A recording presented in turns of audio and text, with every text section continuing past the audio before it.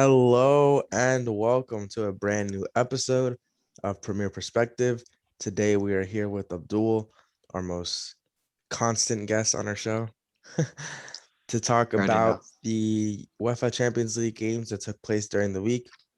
First, to start off, we have Man City versus Dortmund.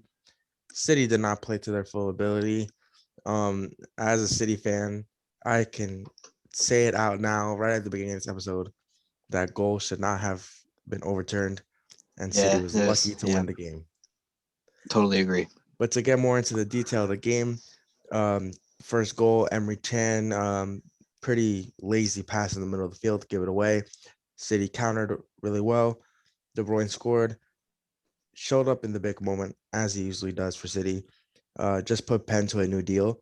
So really happy that De Bruyne is going to be playing for City for a lot of time to come now.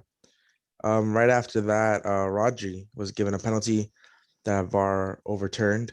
Was not a Rightfully penalty. so. Yeah, not no way. Was not a penalty at all. After that was the incident that I had spoke about already. Was Bellingham scored off a 1v1 possession with Ederson. Um, Bellingham clearly got the ball. No foul. I don't know what the ref was seeing, but that's what happens sometimes in the game. Yeah, It is what it is. unlucky man. Dortmund played better pretty much the whole second half.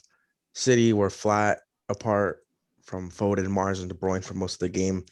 Ruben Diaz probably had his worst game in a City uniform so far. Yeah, Looked, he looked kind of rough and yeah, didn't know he where to looked go at rough. times. Yeah, he didn't really look confident, but hopefully he learns from his first really big game with City and tidies up for second leg. Royce was able to score in the 84th minute from a Haaland assist. Um, Great play there. Nice ball to Holland. Holland with his back turned, through ball right through the right back and center back gap. Royce, good finish. And at that point of the game, Dortmund got a goal that they deserved. City didn't play well in the second half, but Foden, 90th minute winner, very deserved goal for him. He was the star for City, and like I already said, City definitely were very lucky to win. Yeah, I mean, just the way the whole game went, the Jude Bellingham goal shouldn't have been called back. I mean, to be honest, like as a referee, I mean, it did look like a foul Mm-hmm. at at the time of the play, but looking back, there's no way. No way. Foden played great. Throughout the whole game, City could have created a little more. They could have gone forward a little more. They were too conservative against this Dortmund team that were open at times that City could have taken advantage of, but failed to. But just like you said, there's not much else to it. City very lucky to win this game, and I think both teams are going to be happy with this result because City could have scored more, Dortmund could have scored more. Dortmund got their away goal. City are up 2 goals to one going into that second leg. So I think for both teams, that's a good result in my opinion. As for the next game, Madrid Liverpool, Abdul, what are your thoughts for this game? Madrid taking a huge 3-1 win against Huge. Liverpool. What are your thoughts on it?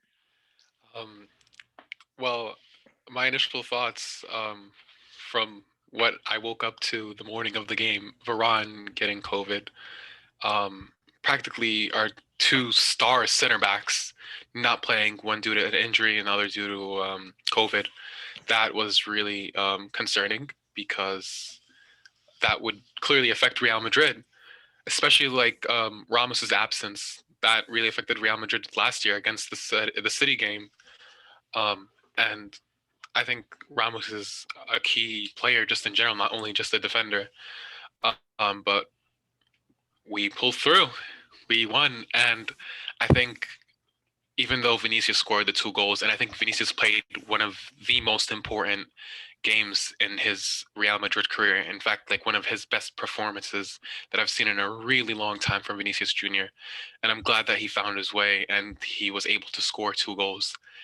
But I think Tony Cruz deserves man of the match. Like the balls that he sent, um, his performance in general. Real Madrid's midfield in general just proved that they're world class, and they proved what a world class midfield should be like.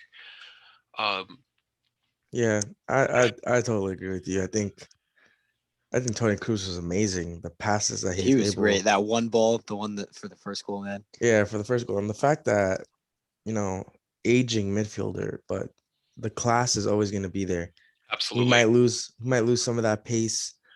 He might not be as fast on the ball, but the technical ability is always yeah, going to be there, and Absolutely. it's 100%. prevalent still. Love to see it, especially Really from is. a old like an aging player, but he's still got it, still so talented, and you see why he's one of the best in the world. For sure. Real Madrid had the better first half.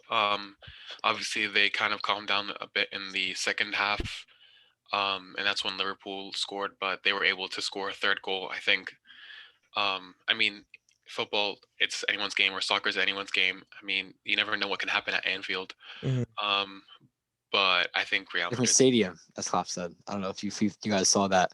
Yeah. Klopp was blaming the stadium for them losing, but I've gone on many rants about Klopp in the past, and I have a lot of respect for him as a manager, considering all that he's done for Liverpool. But the way that this man pulls excuses out, and we've talked about it many times before on the show, I understand everything going on in terms of the injuries this season, but you're talking about players that are on your team that were a part of the team that won the Champions League and won the Premier League that haven't been playing to the same performance.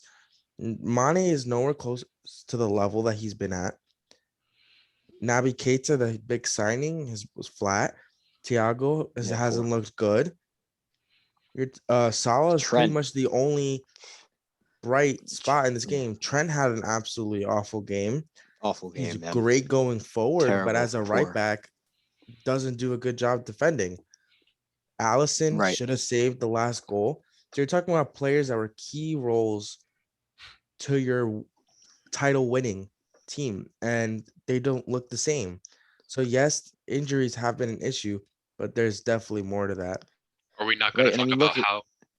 I was just gonna say Madrid. Or were we gonna say the same thing?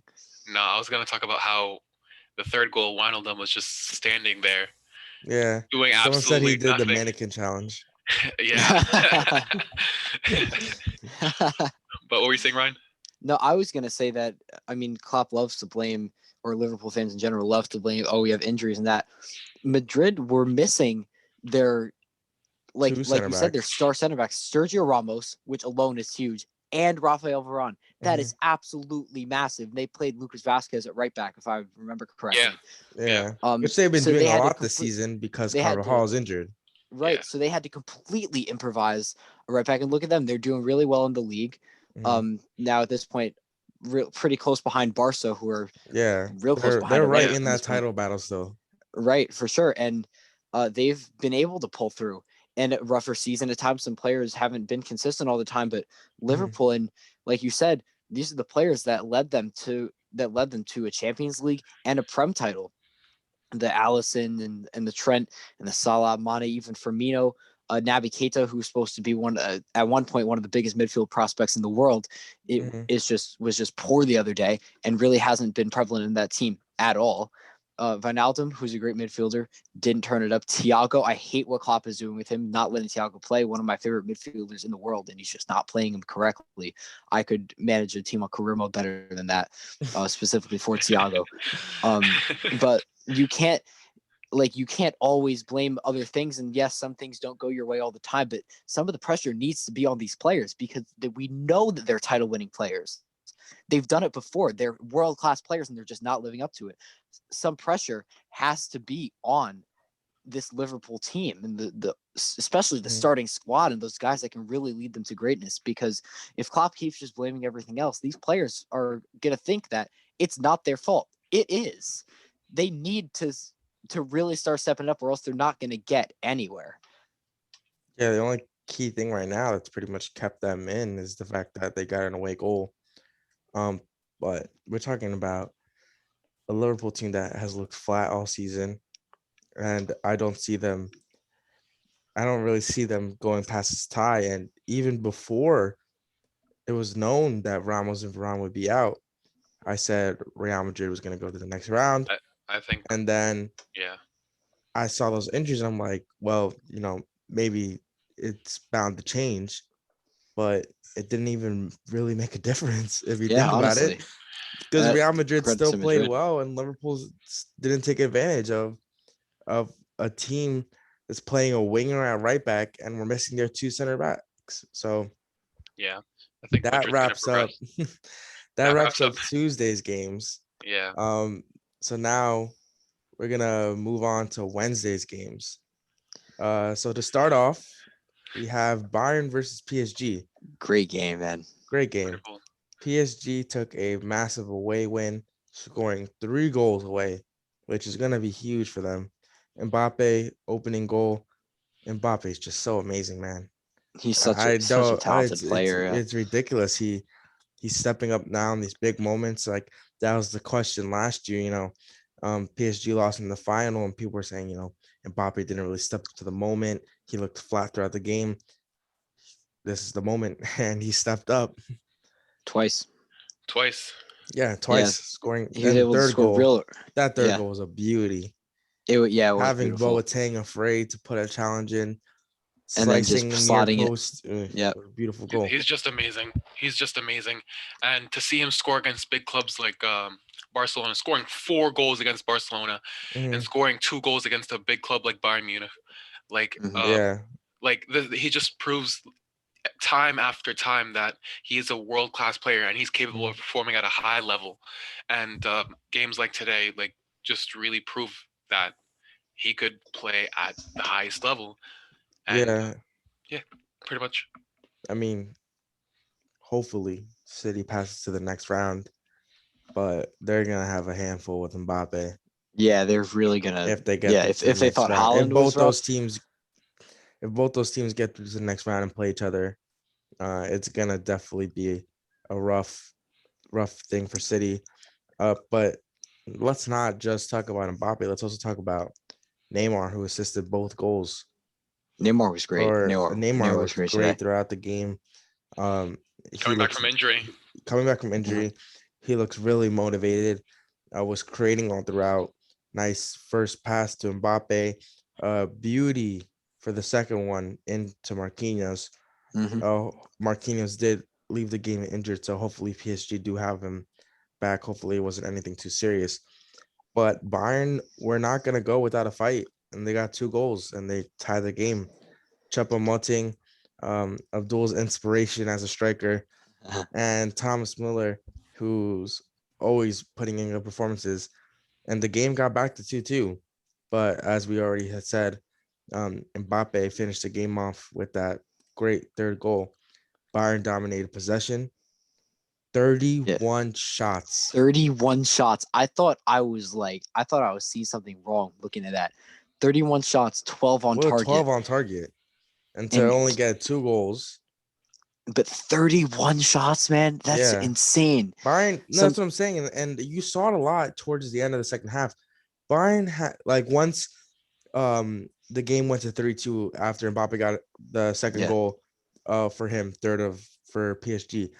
There was a lot of chances after that for Bayern to get that third goal, and it just did not happen.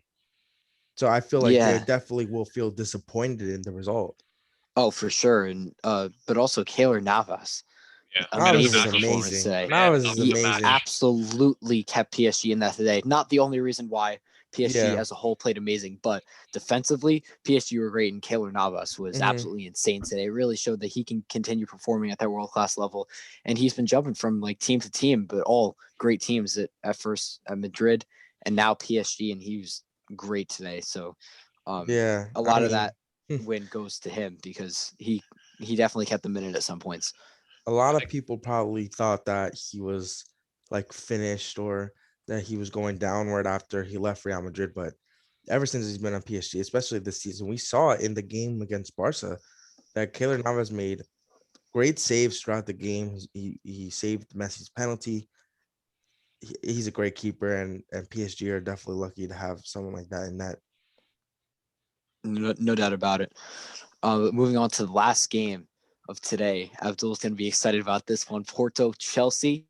Chelsea were able to take 2-0 win, 2 away goals. Porto, they were able to get some good chances Yeah, real early in the started off game, but well. Yeah, Porto did really start off well, and it wasn't looking good for Chelsea in the beginning. But Chelsea fired back, no other than Abdul's main man, Mason Mount. What a touch. Ball in from Jorginho. Mason Mount taking it on his left, swinging right around, taking it up into space, rocking it to the bottom Beautiful, left corner beautiful, back beautiful, across goal with his beautiful. right to open the scoring. Such a And good then goal. yeah, it was absolutely beautiful. It was just the Like- awareness to know that he has that space ahead Mhm. of him. The turn itself, it's hard to receive the ball and then swing it back inside of yourself Oof. and not completely let it go. And it was absolutely beautiful. Like Stunning. really well done. I think you guys doubted me. I told you guys that Mason Mount knows how to perform. You guys thought I was joking when I clearly wasn't. Not listen. We never doubted Mason Mount. We just I know he's class, but like sometimes I'm not like you be speaking about him like he's like Jesus Christ or something or he's just I mean great player, but I think Mason Mount is probably like I think Phil Foden and then Mhm. like Mason Mount when it comes to English youngsters. Okay, you put Mount over Grealish Yes. Oh yeah, Absolutely. Yeah, I put him over Grealish. at this point in time. Yeah, I put but him. so I put him over Grealish. in terms of in terms of this game, though, at the point in time, Chelsea was up 1-0. Porto probably wasn't too mad about that. They didn't really play to the best of their ability.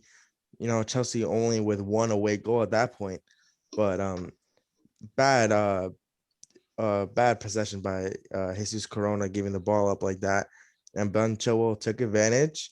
that was beautiful Got that too. That got one that was great second too. goal. Yeah, That was great. you're not really expecting a fullback to dribble around the keeper like that, but hey, they did what they had to do there, and They did.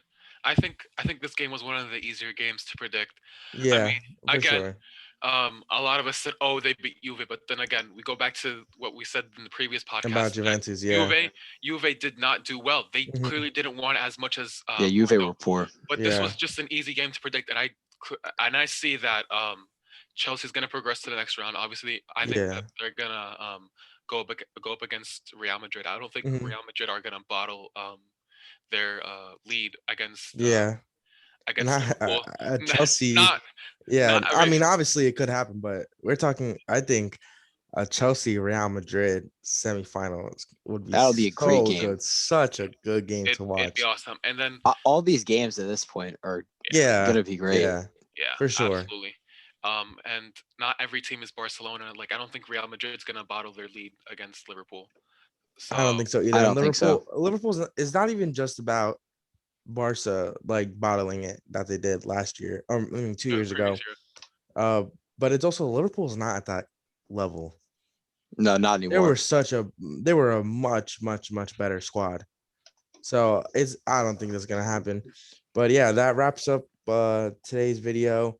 We want to say thank you to anyone who's shown support throughout. We want to thank Abdul for coming on to the show. That wraps it up. We'll be back this weekend with 2 videos. We'll have a video on El Clasico, and we'll have a video just wrapping up some sort of Premier League content. Looking forward to putting that out, and we'll see you guys soon.